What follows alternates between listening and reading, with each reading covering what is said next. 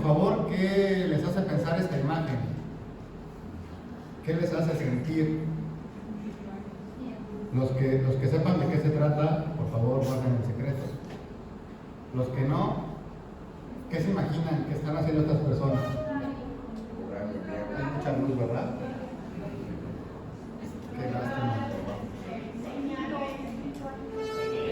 De guerra, algo de guerra, un ritual, porque muerte, y se ven como agresivos, ¿no? Unas facciones de miedo, feas, intimidación, exactamente. Y cuando vemos a estas mujeres, ¿qué nos hace pensar? Inclusive, ¿qué nos hace sentir?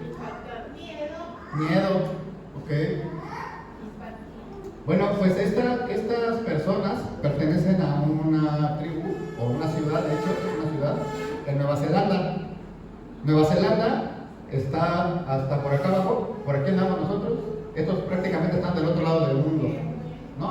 Viven en esta zona de aquí, se les llama, es una tribu que se llama Maori, y efectivamente son rituales que hacen estas personas. Pero nos podemos imaginar muchas cosas cuando no tenemos el contexto, ¿no? Podemos imaginar que son malos, tal vez como estos que veíamos de El Salvador, ¿no? Esta gente de las manos a la trucha que eran todos pintados y que eran malas personas. La realidad es que no, es todo lo contrario, aunque usted no lo crea. A este hombre también podemos imaginarnos algo, ¿no? Hasta risa nos puede causar la cara, la gesticulación que hace. No sé si alguien ya más o menos ubica de qué se trata esto. ¿Tú sí? ¿No? ¿Alguien más sabe? Ya más que me levante la mano. ¿Tú sí sabes? Ok, gracias. Y no tiene nada que ver con lo que nos podemos estar imaginando, ¿no? Este es un deportista de muy alto nivel y es parte de lo que hacen en su ritual, ¿no? Estos movimientos.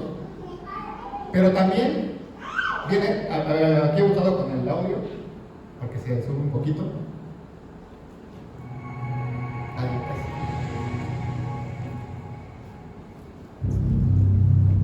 No le subas.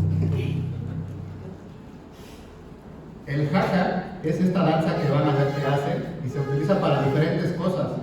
En su principio sí era para la guerra, pero como ya no existe eso, se les quedó de costumbre y hoy lo siguen utilizando para diferentes cosas. Esto es una boda, no sé si cristiana, católica, no lo sé, pero no se están peleando la familia del novio con los de la novia.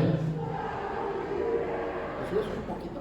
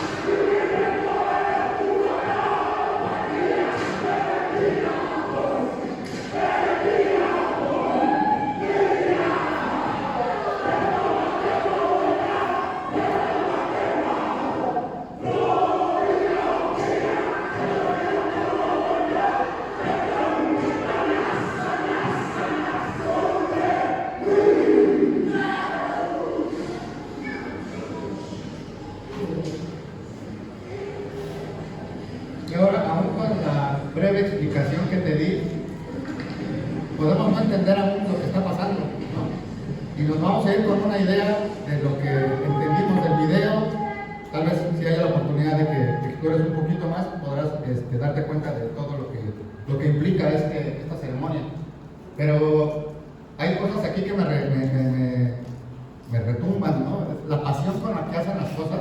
Si ves más videos de este tipo, del Jaca, hay un montón en YouTube, pero es una pasión desmedida. A los niños prácticamente los entrenan desde bebés de 3 años, para que aprendan a hacer estos bailes. Y lo hacen en diferentes ceremonias. Esto fue una boda, pero lo hacen también en funerales, lo hacen en diferentes eventos.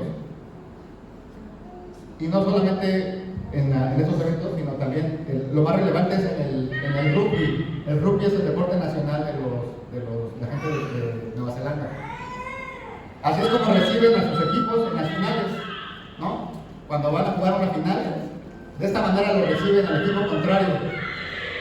Vean la concentración que tienen todas las mujeres en hasta me pongo chinito, la concentración que tienen con lo que van a hacer, porque es importante ese partido, porque es la final.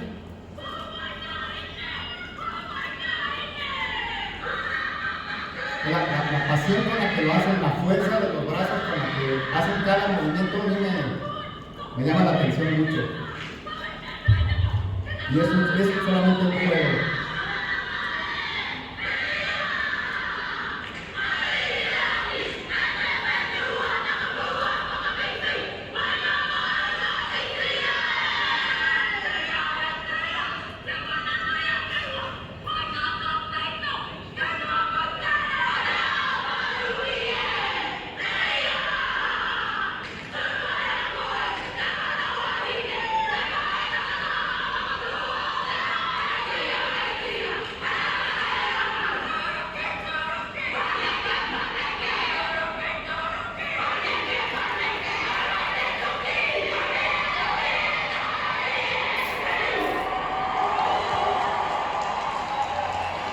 Este es el equipo contrario.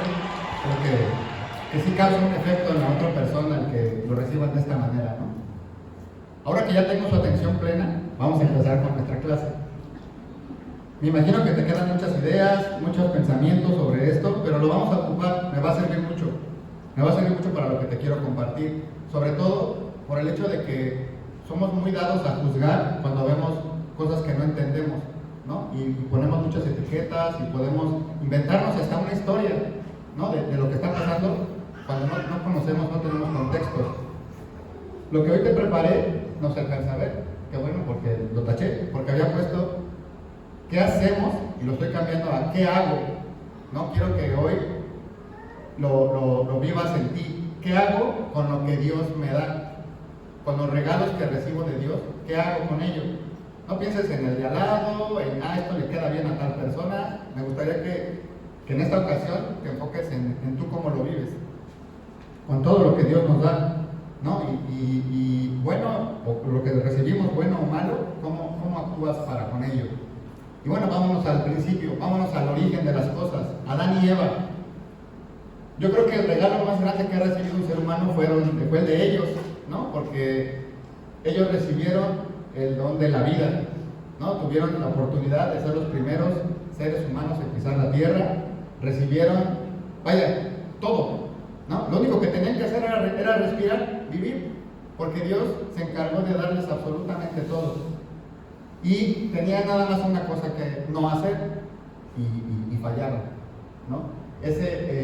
Dios dijo en Génesis 1:26, hagamos al hombre a nuestra imagen conforme a nuestra semejanza y ejerza dominio sobre los peces del mar, sobre las aves del cielo, sobre los ganados, sobre toda la tierra y sobre todo reptil que se arrastre sobre la tierra.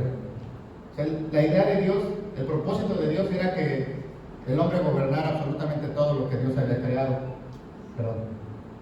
Pero, pues tristemente, conocemos la historia y fallaron, ¿no? A pesar de que tenían todo.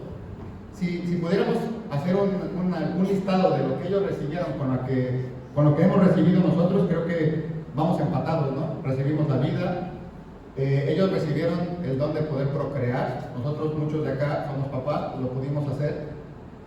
Digamos que no hay tanta diferencia, salvo que gracias a ese fallo, pues hoy tenemos que hacer otras cosas.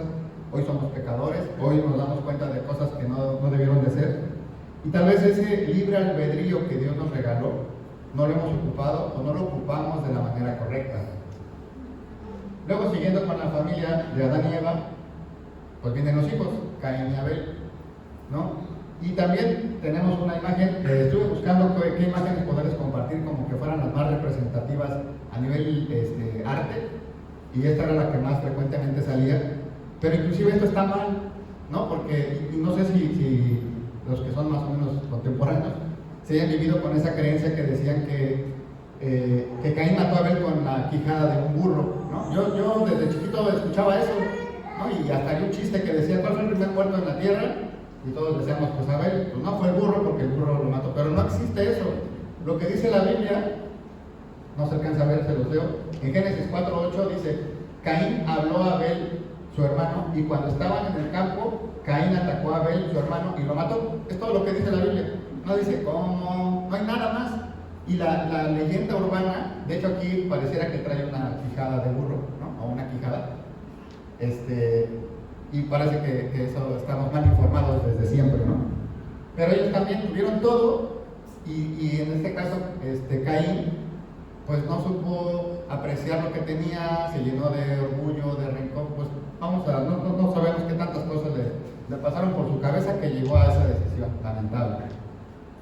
Ese regalo que recibió no lo merecía, no lo aquilató. Pero trajo consecuencias, ¿no? El efecto que Caín tuvo fue que Dios pues lo maldijo prácticamente, ¿no? Y a su descendencia. Y pues no le fue tan bueno por no haber aprovechado también un regalo que Dios le había dado. Ya no vuelvo a hacer mis presentaciones en negro porque no se ve nada. Luego, aquí lo que quise poner es cómo está la familia de Adán y Eva, que fueron Caín y Abel, y después pudieron tener a Set. Y la familia de Caín, pues pareciera que se acaba aquí, ¿no? Abel no tuvo descendencia, o no se registra descendencia, y por la lado de Set viene toda esta descendencia. Set tuvo de hijo a Enos a Cainán, a Mahalaleel, a Jared, a Enoch, Matusalén, Lamec y Noé. Puse todo esto para más o menos contextualizarlo. Sin duda alguna, todos venimos de Noé, ¿no? Porque aquí se acabó la historia de la humanidad con el diluvio. Entonces no había nadie, entonces todo lo que comenzó fue a través de Noé y su familia, ¿no? Entonces, sin duda alguna, nuestro primer antecesor es Noé. No tenemos nada que ver ni con Caín ni con Abel, pero sí tenemos que ver con Set. Ahora, me fui hasta Noé. Noé es un nombre sorprendente, ¿no? Y lo que habla la Biblia en Génesis 6:9 dice, este es el relato de Noé y su familia. Noé era un hombre justo, la única persona intachable que vivía en la tierra en ese tiempo, y anduvo en íntima comunión con Dios. Igual estuve buscando imágenes que me llevaron a Noé. En la Capilla Sixtina existe este fresco, ¿no? Donde este fresco único representa el diluvio universal, que fue como lo titularon, el diluvio universal. Y bueno, todas estas personas están pues escapando de alguna manera, ¿no? Esto se supone que es el arca. Aquí hice un acercamiento, no se distingue muy bien, en teoría nada más debería de haber 8 personas, pero ahí pareciera que hay más. Y encontramos también fallas, ¿no? En lo que nos han vendido históricamente.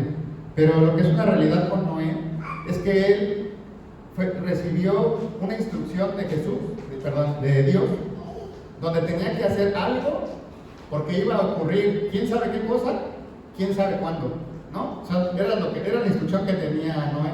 Dios le dijo, tienes que construir un arca, y Noé no tenía la menor idea, pero lo hizo. Y no me puedo imaginar cómo sería en ese momento su vida, ¿no? Con las personas que lo veían haciendo algo que tampoco entendían, porque pues, al parecer pues, no había habido necesidad de tener embarcaciones, no conocían de la lluvia, ¿no? Muchas cosas. Y sin embargo Noé fue obediente e hizo todo lo que trajo. Y otra vez la historia se vuelve a equivocar, porque de las cosas, esta fue una de las imágenes que pude encontrar representativas de Noé. Pero otra que salió muy recurrente fue cuando Noé falló, ¿no? Donde ya que pasó el diluvio, él sembró diferentes cosas, sembró uvas, las procesó, hizo vino y se emborrachó. ¿no? Y en Génesis 9:21 dice, bebió el vino y se embriagó y se desnudó en medio de su tienda. Y luego viene una historia con sus hijos, ¿no? Que no voy a entrar en ese detalle, no es el tema, pero aquí otra vez nos vuelven a fallar como que esto fue un error de Noé. El mensaje aquí es, ¿qué hacemos con los regalos que recibimos? Y en este caso, pues Noé pareciera que no tuvo ninguna falla, pero en nuestro caso, ¿qué hacemos con lo que recibimos? ¿Cómo nos comportamos cuando recibimos algo? ¿Lo aprovechamos o lo tiramos a la basura? Otro árbol genealógico, rapidísimo. Este es Noé, estos fueron sus hijos registrados, ¿no? O ¿cómo se dice? Pues que vemos en la Biblia, ¿no? Sem, Cam y Jafet. Y por este bracito de aquí, venimos hasta acá, y a donde quiero llevarlos es hasta Jacob, ¿no? Hasta las 12 tribus de Israel, ¿no? Digamos que esa fue toda la descendencia con la que se pobló prácticamente todo el mundo. Nada más quería mostrarles cómo es que llegamos desde Noé hasta Jacob, Isaac, Jacob, y lo que hoy estamos estudiando. Y me voy a enfocar en José, de los hijos menores de Jacob. De hecho, José, que es este de aquí, representativo por su túnica multicolor, y este debe de ser Benjamín. José recibió un don muy especial, que era el de la profecía a través de los sueños, y que eso le ayudó de manera pues, muy especial. En algunos momentos le perjudicó, pero en otros les benefició muchísimo. Le perjudicó porque generó mucho discordia en sus hermanos, ¿no? Sus hermanos como que no entendían lo que él hacía con los sueños, lo tachaban de loco, y pues lo perjudicaron mucho porque pues intentaron matarlo. Afortunadamente no llegaron a eso y lo venden. Bueno, todo el tema de José abarca todos estos capítulos, desde que aparece José en la Biblia hasta que se reencuentran los hermanos en Egipto. Pero en este caso José aprovechó de buena manera lo que Dios le había dado y benefició a mucha gente. En este caso benefició mucho a los egipcios en ese momento, ¿no? Al pueblo egipcio, porque en esa época Egipto era como que la potencia mundial, y por la buena administración que llevó José, evitaron una hambruna que se sucedió y pudieron darle de comer a muchos pueblos aledaños, y de esta forma también beneficiaron al pueblo de Israel porque pudieron alimentarlos. Entonces, en este caso, digamos que José tiene doble palomita porque el regalo que le dio Dios lo aprovechó de buena manera, y vemos en los mismos pasajes de José que se antepuso a muchas cosas, ¿no? No sucumbió al pecado, ayudó, estuvo haciendo muchas cosas que beneficiaron a otros. Luego viene el periodo de los jueces. Todos estos, empezando por Otoniel y acabando con Sansón, fueron jueces del Antiguo Testamento. Y aquí me voy a enfocar en Gedeón y en Sansón. Gedeón, si recuerdan más o menos sus estudios de Biblia, Gedeón era un hombre pues sencillo, pero fue elegido por Dios, y de hecho el ángel de Dios fue y habló con él para decirle que él iba a librar al pueblo de Israel de la opresión de los madianitas. Él dudaba, Gedeón dudaba de que eso fuera cierto, de que quien estaba hablando era emisario o que era Dios, y de hecho le pide que le dé chance. Oye, ¿qué pasa si hago tal cosa para comprobar que tú eres? Y mañana vemos, ¿no? Y Dios le dice, está bien, voy a hacer lo que tú me pides para que estés seguro. Con tanta compasión de parte de Dios para Gedeón, que le permitió ponerlo a prueba, ¿no? A Dios, voy a hacer lo que tú me pides, mañana regreso. Y regresa a Dios al otro día, o el ángel de Dios, y efectivamente se cumple lo que le había prometido. El caso es que Gedeón se vuelve juez de Israel, fue un hombre elegido, fue muy obediente. De las primeras cosas que empezó a hacer, y esta es de las obras maestras que se encontré, fue que derrumbó un santuario, se diga, unas imágenes de Baal, de un dios pagano, fue lo primero que hizo y en su lugar construyó un templo para Dios. Uy, ahora sí me salió la voz de hombre.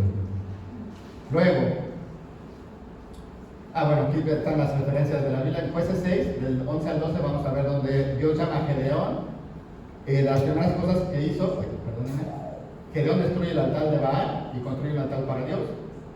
Después, Dios le dice a Gedeón que reduzca su ejército. No sé si recuerdan esta parte, donde él iba a combatir a los madianitas y él tenía, digamos que de su ejército, más de 20,000 soldados. Y dijo, yo con estos puedo ir y ganar la guerra. Pero Jesús le dijo, no, a ver, espérame tantito, vamos a hacer algo. Y le empezó a quitar de diferente manera a soldados, ¿no? Hasta que llegó de 22,000 soldados que eran hasta 300 soldados. Y le dijo, es que no tienes por qué preocuparte porque yo voy a ir contigo.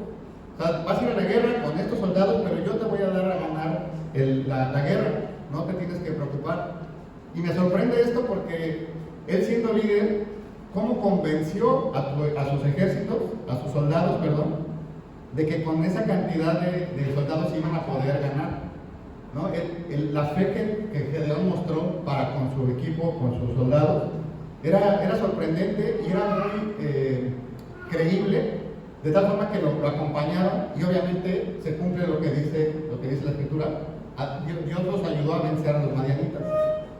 Y aquí podemos ver otra vez otra palomita, donde él no tuvo un don especial como lo vimos con José, no tuvo ninguna cosa que fuera sobrenatural. Simplemente él fue obediente y confió. Aun cuando estaba temeroso en un principio, él confió y siguió lo que Dios le había mandado. Después Sansón es todo un caso. Y aquí viene otra imagen como la del Jaca, ¿no? Vemos que Sansón siempre lo hemos imaginado como que era un hombre muy fuerte físicamente, corpulento, ¿no? Mucho músculo tal vez, muy grande, pero la verdad es que no habla mucho de eso en la Biblia, de su aspecto físico, cuando sí lo hace en otros personajes, y ahorita lo vamos a ver. Sí se enfocan en la cuestión física, en otros personajes, pero con Sansón no. Y sobre todo porque la Biblia dice que Sansón tenía poder cuando Dios se lo daba, ¿no? Era como apagaba el switch, prendía el switch, apagaba el switch, prendía el switch, para un fin específico de Dios. Sansón, en esta época de que existieron los jueces, acá está. El pueblo estaba muy alejado de Dios y por eso es que estaban estos personajes. Y la misión de Sansón era la de, otra vez, como Gedeón, salvar al pueblo de Israel, pero en este caso de los filisteos. El punto acá es que Sansón no se sentía como corresponsable de eso. Era bastante testarudo, era arrogante. Por aquí me noté, era insensato, era grosero, era vengativo, era irrespetuoso, era burlón, era ingenuo, era vengativo, era sanguinario. Porque lo que no tenía que hacer, él lo hizo. Él, desde antes de que naciera, ya había sido programado para ser quien fue. Y se le denominaba nazareo. Que estas personas tenían que cumplir con un montón de reglas, ¿no? Entre ellas era mantener el cabello largo, no podían estar cerca de los muertos. Eran un montón de reglas. No podían beber alcohol, muchas reglas. Y hagan de cuenta que este hombre dijo, a ver, ¿qué tengo que no hacer? ¿Qué tengo que hacer para hacerlo o qué tengo que no hacer para hacerlo? Y él lo hizo. De tal forma que se casó con una mujer que no pertenecía a su tribu, a su pueblo, ¿no? De hecho era hasta de los contrarios, era de los enemigos. Jugó mucho con el pecado porque se metía en cuestiones de alcohol, le gustaban mucho las mujeres, todo lo que no tenía que hacer, Sansón lo hizo. Y no tenía una relación con Dios, sorprendentemente, hasta el final, ¿no? Ya cuando le habían cortado el cabello, cuando le habían sacado los ojos y cuando había pasado todo esto, es cuando se acuerda de Dios y le dice que por última vez lo ayude y le dé fuerzas, ¿no? Y es cuando derriba el templo. Entonces aquí tenemos un gran tache porque a pesar de que era elegido por Dios y tuvo regalo especial, él no lo aprovechó para hacer lo que debía de hacer. Entonces, para Sansón, tache. Bueno, aquí hay una escena donde él mata a un león y con sus manos solamente, y pasan cosas con ¿cómo se llaman estas de miel? Un panal que encontró ahí, el tema con las mujeres, y bueno, aquí cuando pierde, ¿no? Entonces, para Sansón, tache. Luego viene, estos fueron los jueces, luego viene el periodo de los reyes. Estos fueron los reyes, en algún momento estuvieron al mismo tiempo, pero en diferentes lugares. No se ve, pero aquí me voy a enfocar en Saúl, que fue el primer rey de los israelitas. Me voy a brincar a David y voy a ver a Salomón. Dos casos también muy especiales. En el caso de Saúl, lo que podemos ver es que también fue un hombre elegido por Dios para ser rey, ¿no? Aquí en el primer libro de Samuel 9, dice: había un hombre en Benjamín que se llamaba Quis, y en el versículo 2 dice: este hombre tenía un hijo llamado Samuel, joven y apuesto. No había ningún israelita más apuesto que él, era un buen mozo de cabeza a pies. Aquí es donde les digo que de Sansón no menciona que haya sido un hombre corpulento, pero aquí de Samuel sí habla de que era un hombre bien parecido. Después, en Samuel 9:15, le dicen cómo es que va a ser, o sea, cuál va a ser la misión de Saúl. Mañana a estas horas te enviaré un hombre de la tribu de Benjamín, lo has de ungir como jefe de mi pueblo Israel. Él librará a mi pueblo de los filisteos, pues he visto el sufrimiento de mi pueblo y he escuchado su clamor. Entonces, Saúl va a ser el nuevo rey, el primer rey de Israel. Pero este fue otro caso,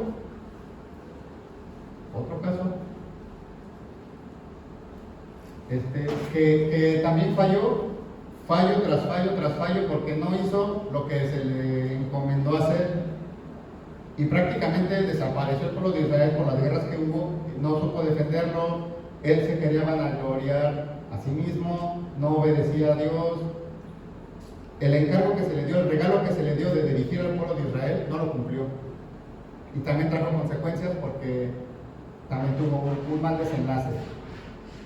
Me brinco a David y llegamos al Salomón. Aquí otro jaca, ¿no?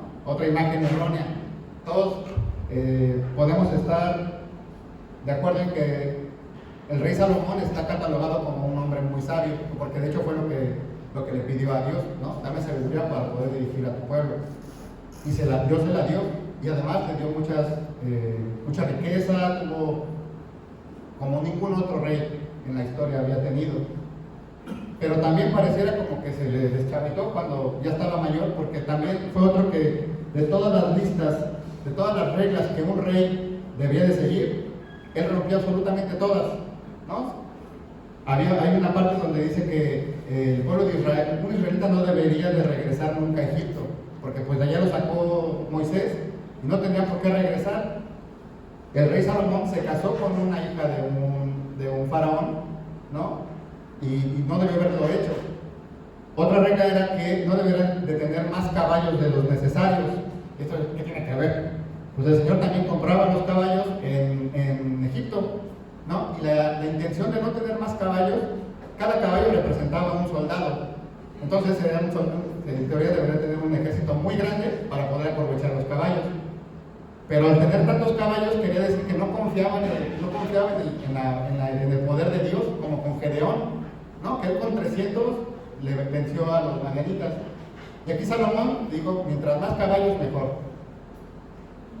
Y tuvo muchas mujeres, tuvo mucha riqueza innecesaria también.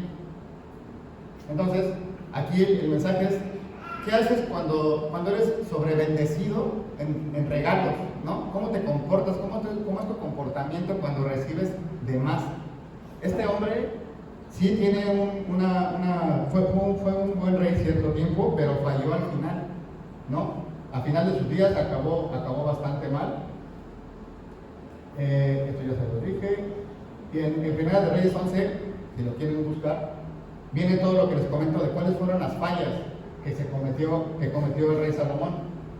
Y bueno, por último quiero hablarles de Daniel, otro caso excepcional, muy parecido con José, ¿no? Porque Daniel también tenía la habilidad de profetizar o de entender de los sueños, pero además de eso, además de interpretar los sueños y de la sabiduría que tenía, se caracterizó por otros atributos muy especiales. Hablaba de la fidelidad de Dios. Él era súper fiel a Dios y no le importaba morir con tal de hacer lo que Dios le había pedido que hiciera. De hecho, pues lo aventaron al fuego, lo aventaron a los leones y no le importó porque primero estaba su fidelidad para con Dios, la integridad con la que él se mostraba. De hecho, era como protegido del rey, ¿no? Porque sabía de lo bueno y de lo fiel que podía llegar a ser este Daniel. Era humilde y aparte de todo también tenía valor. Aquí con Daniel podemos ponerle otra palomita, porque el regalo que recibió lo aprovechó de buena manera y mostró ser digamos un fiel seguidor de Dios y de las leyes de Dios. Todo esto, la primera imagen que les presentaba del haka, del baile o del ritual, nos creamos imágenes de repente y es de ahí donde necesitamos ir más a profundidad con las cosas. En el caso de nuestro caminar con Dios, necesitamos ir muy a profundidad en las Escrituras y entender de todos los personajes que vamos conociendo, cómo me puedo relacionar, cómo me puedo identificar con lo que hacen. En este caso, lo que hoy les preparo es todas las bendiciones que recibimos de Dios, todos los regalos que recibimos de Dios, ¿qué estamos haciendo con ellos? ¿Qué decisiones estamos tomando? ¿Qué estoy haciendo con los regalos que Dios me ha dado? En cuanto a ¿estoy tomando las decisiones correctas? Las decisiones que tomo están conforme a la voluntad de Dios. Y luego, las acciones que hago delante de Dios, aun cuando Él no me vea, las estoy haciendo de manera correcta. ¿Qué es lo que hace Dios con su creación? Primero, elige a hombres y mujeres como todos nosotros, como cualquiera de nosotros, para un propósito específico. Dios no hace nada al azar, no hizo nada al azar cuando creó el mundo. Cada cosa que Dios hizo tenía un propósito, tanto para las cosas como para los seres humanos, para los fines que Él necesitaba. Y nos puede o no otorgar habilidades especiales. Como vimos ahorita, hubo personas que no tuvieron ningún don sobrenatural y otros que sí. Y pareciera que la mayoría de los que recibieron algún don lo mal aprovecharon, ¿no? Como el caso de Sansón, ¿no? El caso de David, del rey David. Pero también tenemos buenos ejemplos como José o como Daniel. También Dios va a acercar o alejar a las personas indicadas para cumplir su propósito, ¿no? Y tal vez en tu caminar cristiano te hayas encontrado con nuevas personas que caminan junto a ti y otros que también se han alejado dentro y fuera de la iglesia, pero es por un propósito mayor que es el de Dios. ¿Y qué debería hoy de estar haciendo? Si pudiera resumir todo lo que les acabo de comentar, la primera parte es creer y confiar, y me gustaría que se quedaran con la imagen, por ejemplo, de Gedeón, ¿no? Que él fue escogido por Dios para una misión especial y le dijo: con esto puedes, no tienes que tener todo resuelto, confía en mí, le dijo Dios, yo voy a darte la victoria. Además de creer y confiar es obedecer, pero también cuestionar para convencernos mejor, ¿no? Como lo hizo también Gedeón. Y de nada sirve que nos quedemos de brazos cruzados si no vamos a actuar e ir adelante y persistir. Esto fue lo que hoy quise compartirte, y me gustaría mucho que sí evaluaras qué es lo que hoy has recibido de parte de Dios y cómo lo estás aprovechando, ¿no? En muchos sentidos, hoy, como les decía al principio, hoy tenemos la vida, pudimos procrear, hoy estamos respirando, pero más allá de eso, hoy tenemos una esposa o un esposo que Dios nos los dio. Como dicen por ahí, no fue por nuestra linda cara, ¿verdad? Dios nos puso a la mujer y al hombre que está a nuestro lado. ¿Cómo estamos mejorando eso que Dios ya nos dio? ¿Cómo estamos haciendo que valga la pena nuestro matrimonio, nuestro regalo recibido? ¿Cómo lo estamos haciendo que valga la pena? Hoy algunos tenemos hijos, ¿cómo estamos haciendo que su vida sea mejor para Dios? ¿No? ¿Cómo nos estamos acercando a que su vida pueda ser dirigida por Dios. Hoy tenemos trabajo, la gran mayoría, ¿no? ¿Cómo estamos haciendo nuestro trabajo? Estamos recibiendo regalos que a veces los damos por hecho, ¿no? Como que nos lo, pues es que soy yo y yo lo tengo que tener. Y la verdad es que todo lo que tenemos es por Dios. Aprovecha por favor los regalos que tienes con Dios, identifícalos, cuídalos y haz que florezcan. Muchas gracias.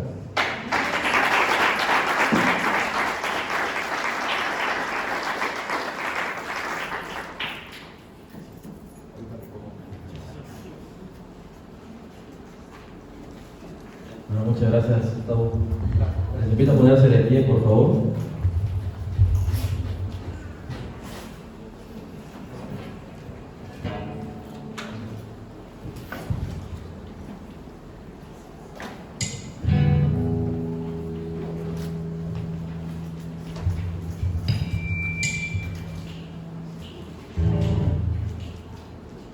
Vamos a la siguiente canción. Gloria a Dios.